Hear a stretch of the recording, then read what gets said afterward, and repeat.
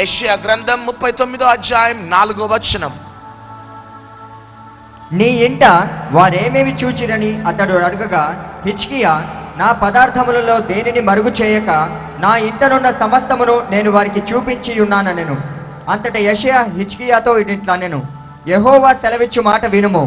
రాబోవు దినములలో ఏమీయూ మిగులకుండా నీ ఇంటనున్న సమస్తమును నేటి వరకు నీ పితరులు నీకు సమకూర్చిన దాచిపెట్టినది అంతయును బబులోను పట్టణమునకు ఎత్తుకొని పోవుదురని సైన్యములకు అధిపతియగు యెహోవా సెలవిచ్చుచున్నాడు. మరియు నీ గర్భమందు పుట్టిన నీ పుత్ర సంతును బబులోను రాజు నగరునందు నపుంసకులుగా చేయుటకై వారు తీసుకొని పోవుదురు. చాలు.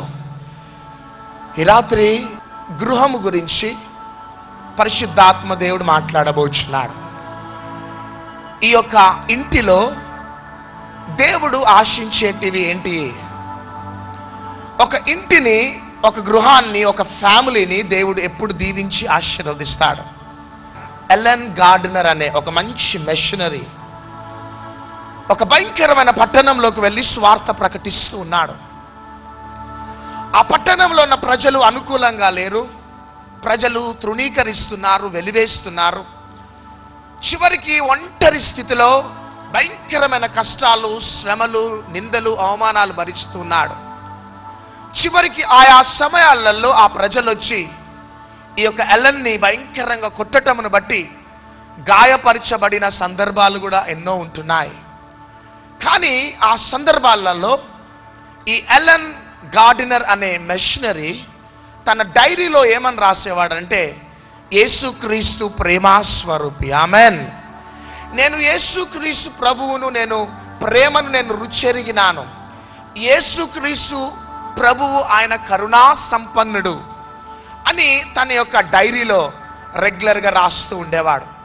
చివరికి ఒక దినమున ఆయన స్వార్థ ప్రకటించి ఒక ఓడలో వస్తున్నప్పుడు భయంకరంగా అలలు లెగటం, ఆ ఓడ మునిగిపోయే స్థితి వచ్చేసింది. ఆ సమయంలో ఓడ ఇక మునిగిపోతూ ఉన్నది. ఆ యొక్క మిషనరీ ఇక చనిపోతాడు, ఆ సేవకుడు ఇక్కడ చనిపోతాడు. ఇక చివరి దశలో ఆయన తన డైరీ తెరిచి ఏమని రాస్తున్నాడంటే, ఇదిగో నేను నీటిలో, సముద్రంలో నేను మునిగిపోతున్నాను, ఆయనను యేసుక్రీస్తు ప్రభు ప్రేమా సంపన్నుడు. గట్టిగా చప్పట్లు కొడదాం. యేసుక్రీస్తు ప్రేమను, మంచితనమును నేను మర్చిపోలేను అని చివరి దశలో ఆయన చనిపోయేటప్పుడు ఆ యొక్క డైరీలో రాసి చనిపోయినాడు. చివరికి ఆయన యొక్క శవము, మృతదేహం ఒడ్డునకు చేర్చబడ్డది. అందరూ కూడా వెళ్ళి ఆయన డైరీ చదివినప్పుడు ఆ డైరీలో యేసుక్రీస్తు ప్రేమ గురించి ఆ యొక్క మిషనరీ రాసినాడు. ఏ సందర్భాలలో యేసుక్రీస్తు ప్రభువును వర్ణించినాడంటే, భయంకరమైన శ్రమలు, పోరాటాలు, వ్యతిరేకతలు, మెంటల్ ప్రెషర్స్, ఒంటరితనం, ప్రజలు నిందిస్తుండే సమయంలో, ప్రజలు గాయపరుస్తుండే సమయంలో, చివరికి ఆయన ఓడ సముద్రంలో మునిగిపోతుండే సమయంలో, మరణించే సమయంలో ఆ యొక్క ఎలెన్, ఆ యొక్క సువార్థికుడు రాసిన మాటలు ఏంటిదంటే, యేసుక్రీస్తు ప్రభు నమ్మదగిన దేవుడు. ఆమెన్. యేసుక్రీస్తు ప్రభు ప్రేమాస్వరూపి, యేసుక్రీస్తు ప్రభు కరుణా సంపన్నుడు, ఆయన ప్రేమను నేను మర్చిపోలేను. ఇదిగో నేను చనిపోతూ ఉన్నాను, ఆయన ప్రేమ గొప్ప ప్రేమ అని ఆ యొక్క మాటలు ఆ యొక్క డైరీలో రాసి చనిపోయినాడు.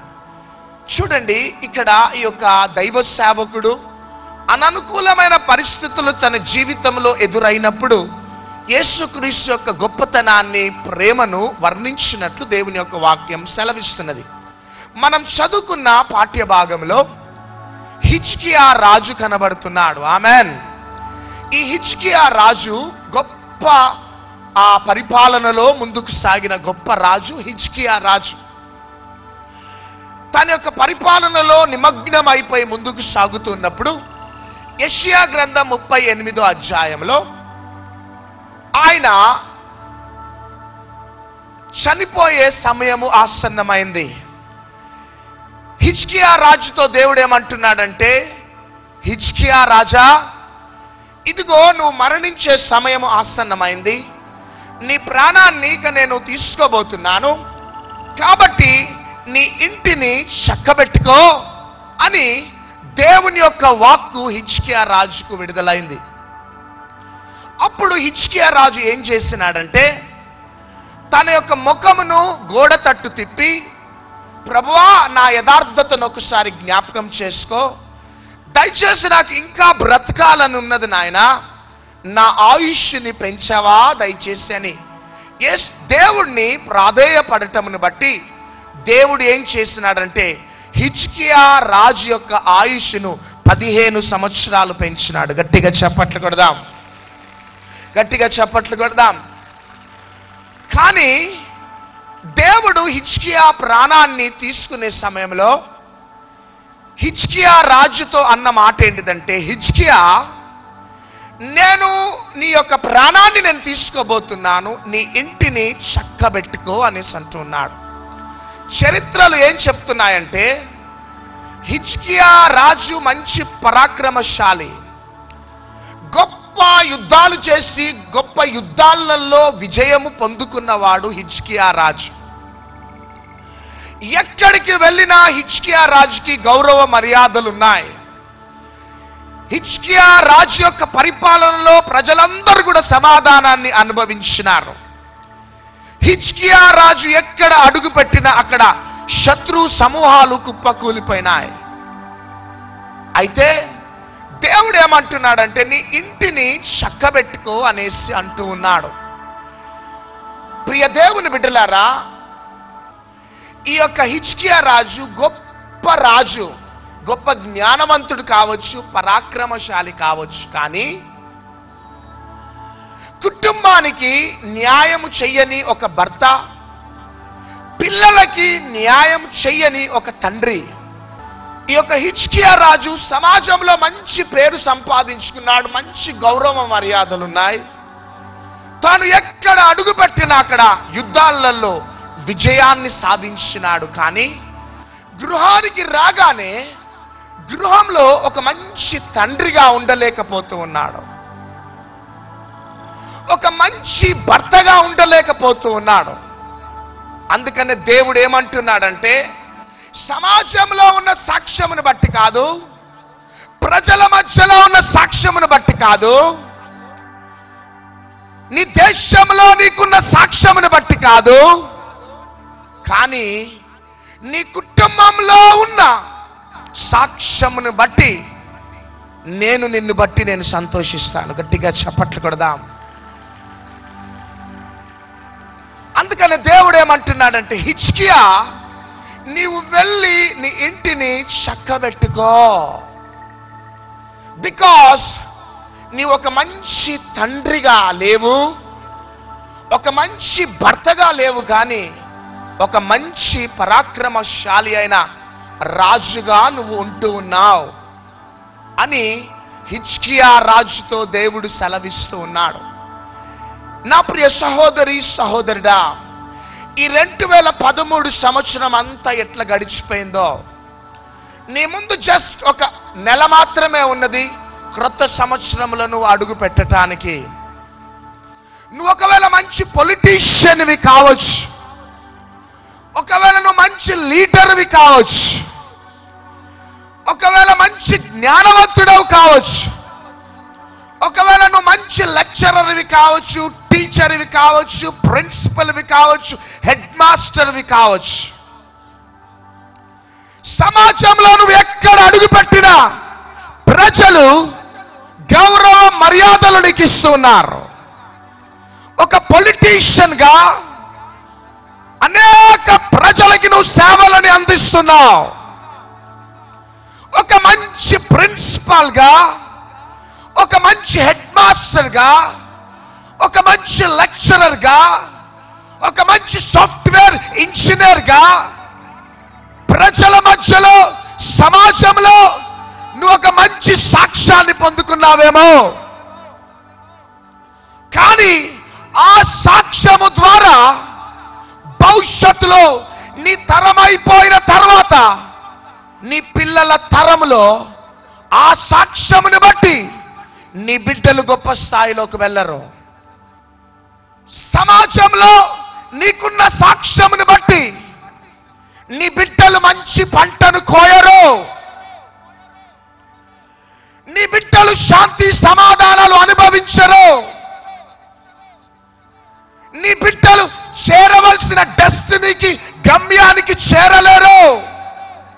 నువ్వు అనుకుంటున్నావు అన్నదానాలు చేస్తూ, వస్త్రదానాలు చేస్తూ, ప్రజల దగ్గరికి వెళ్ళిపోయి వారిని ఆదరిస్తూ, వారిని ఓదారుస్తూ నేను ఒక గొప్పవాడని అనుకుంటున్నావు.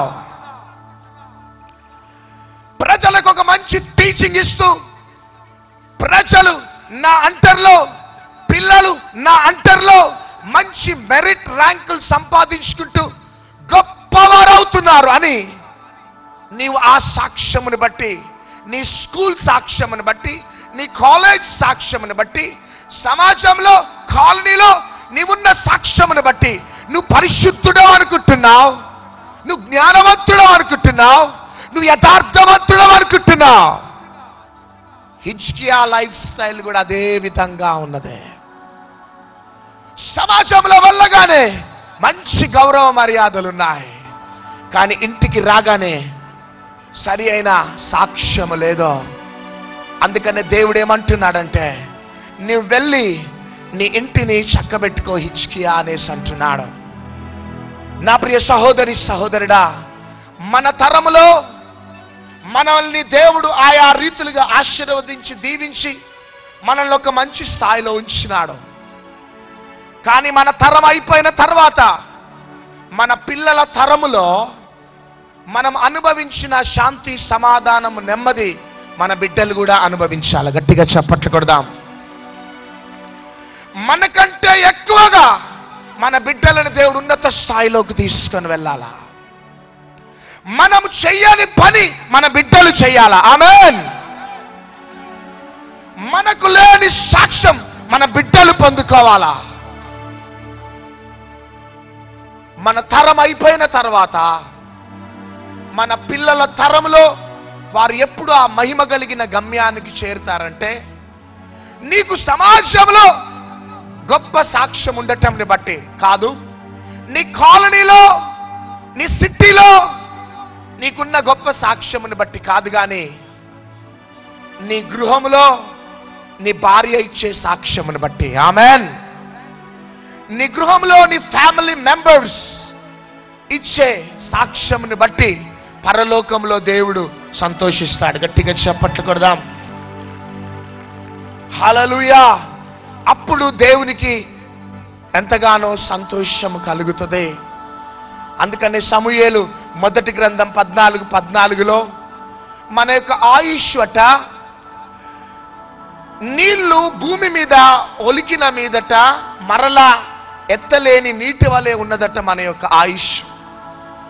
యోబు గ్రంథం 8వ అధ్యాయం 8వ వచనం ప్రకారం మన ఆయుష్ అట ఒక నీడలాగా ఉన్నదట.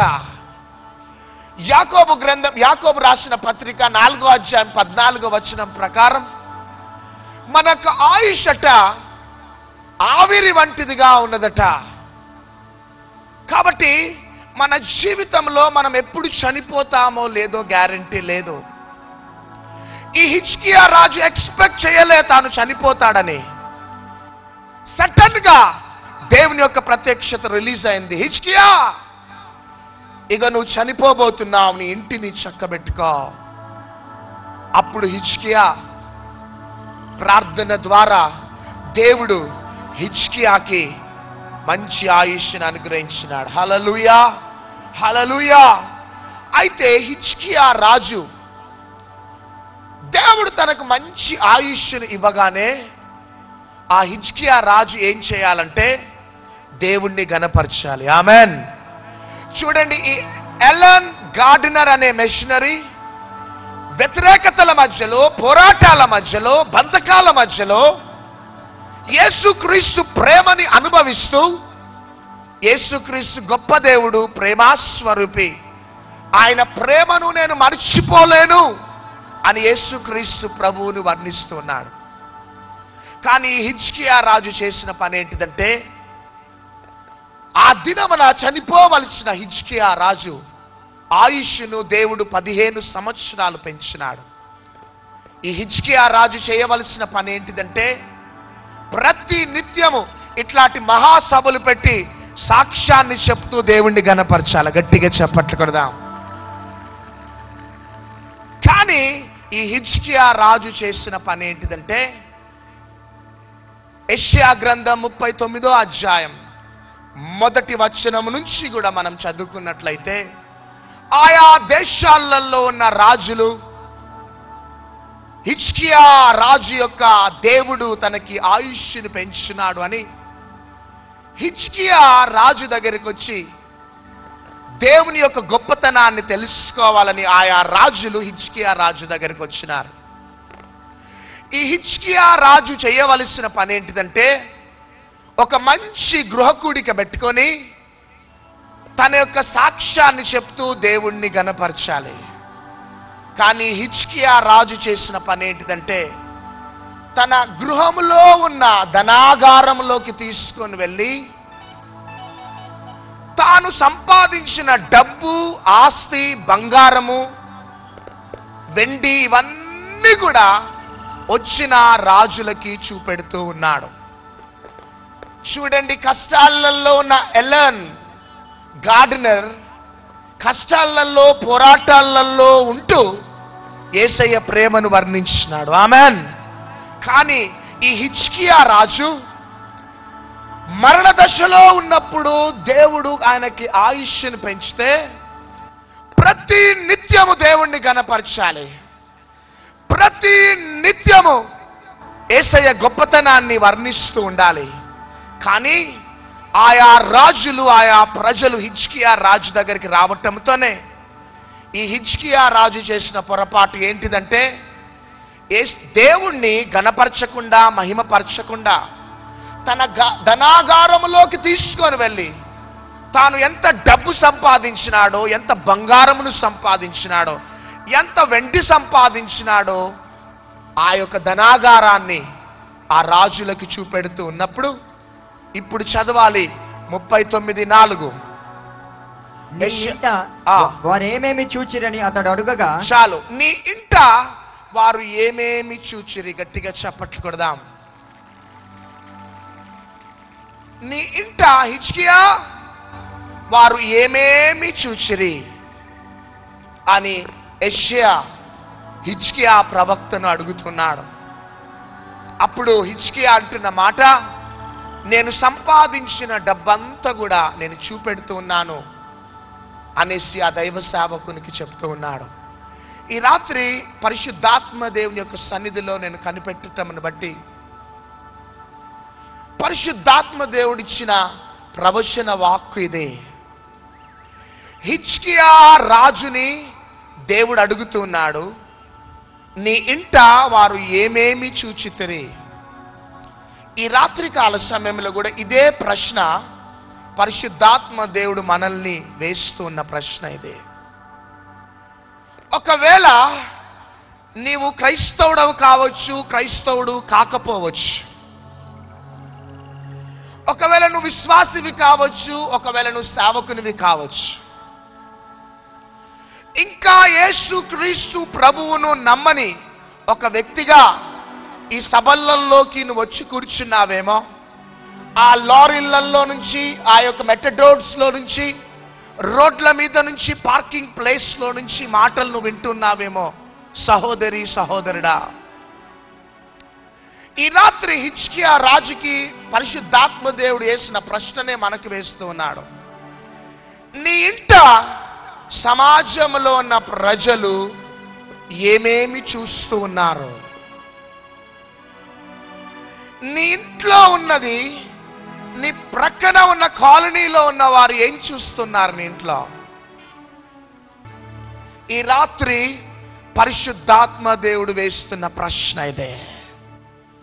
ఒక తండ్రిగా నీ బిడ్డలకి నువ్వు ఏం చూపెడుతున్నావు నీ కుటుంబంలో? ఒక తల్లిగా నీ బిడ్డలకి, సమాజంలో ఉన్న ప్రజలకి నీ గృహంలో ఏం చూపెడుతున్నావు?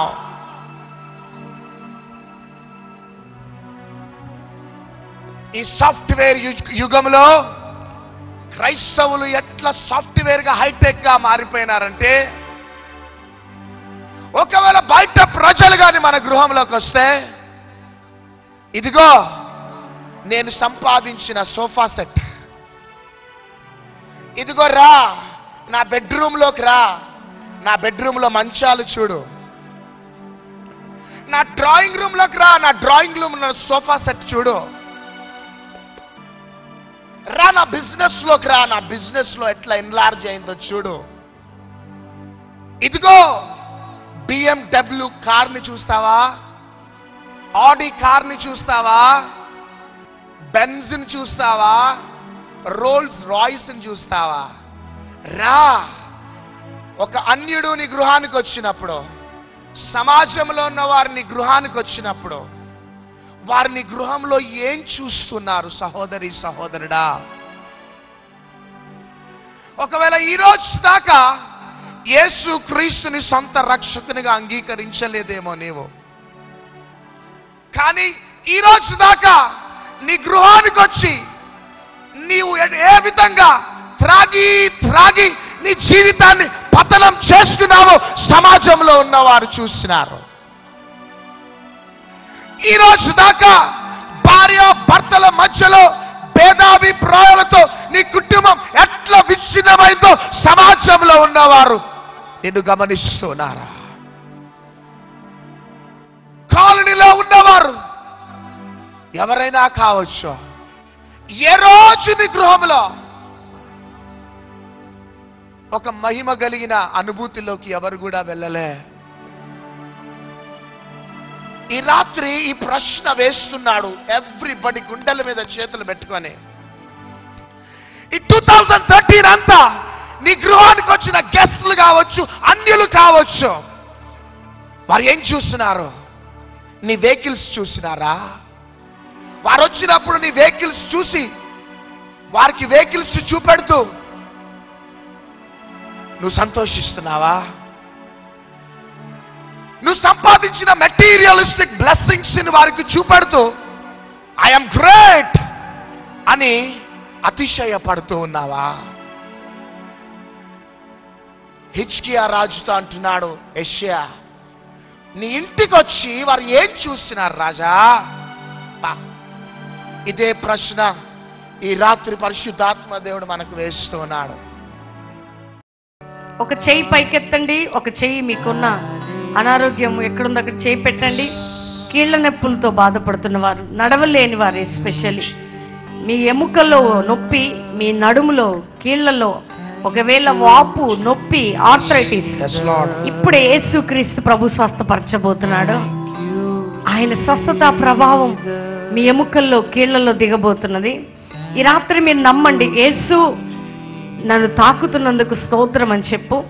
అంతేకాక మీ శరీరంలో నా నొప్పిని యేసు నామములో నీ నోటితో గద్దించు. ఈ ఆరాధన జరుగుతుండగా దేవుని ప్రభావం నిన్ను తాకబోతున్నది. యేసయ్య స్వస్థత నీ శరీరంపై దిగబోతున్నది. రాత్రి చేతులని కాళ్ళని పరీక్షించుకోండి త్వరగా.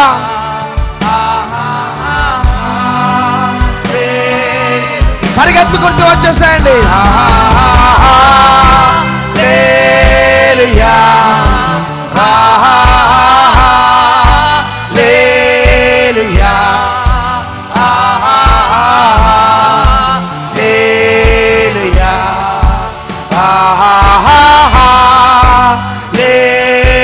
Thank you lord. హల్లెలూయా.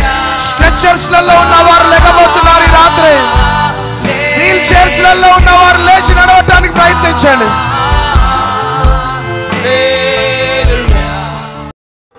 ఏం జరిగిందమ్మా? ప్రభు నన్ను ముట్టి నన్ను లేపి ఇక్కడ వరకు. ఎప్పటి నుంచి నడవలేకపోతున్నారు చెప్పండి? 10 సంవత్సరాల నుంచి నడవలేకపోతుందట తల్లి. ఇప్పుడు స్వస్థత జరిగిందమ్మా. ఇటు నడవాలి, ఇటు నడవిక. హల్లెలూయా, చప్పట్లు కొడుతూ హల్లెలూయా, తిరిగమ్మా. ఫాస్ట్ నడవాలి ఇక. హల్లెలూయా, హల్లెలూయా. ఎవ్రీబడీ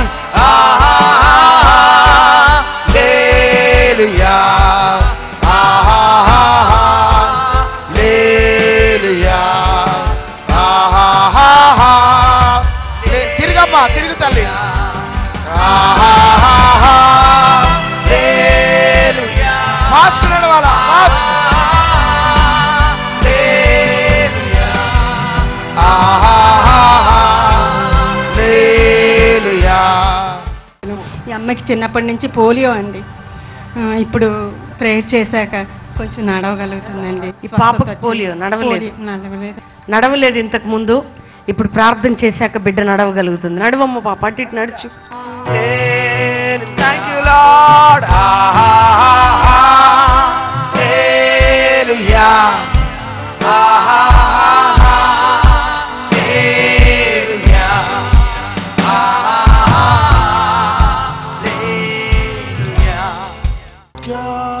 నాకు ముడుకులు నొప్పులేండి.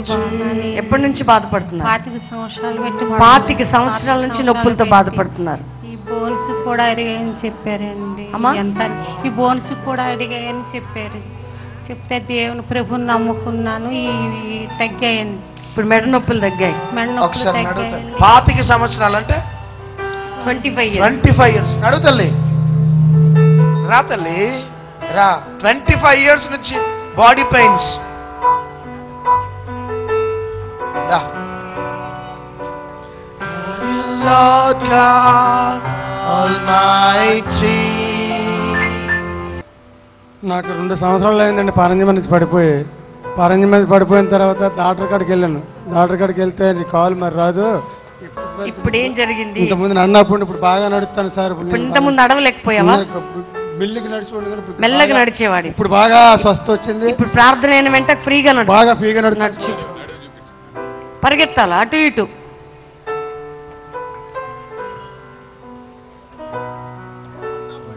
నడవలేకపోయేవాడు ఇంతకు ముందు, ఇప్పుడు ఫ్రీ అయిపోయింది. గట్టిగా చప్పటి కూడా దేవుని మహిమపరచుదాం. వెళ్ళాను.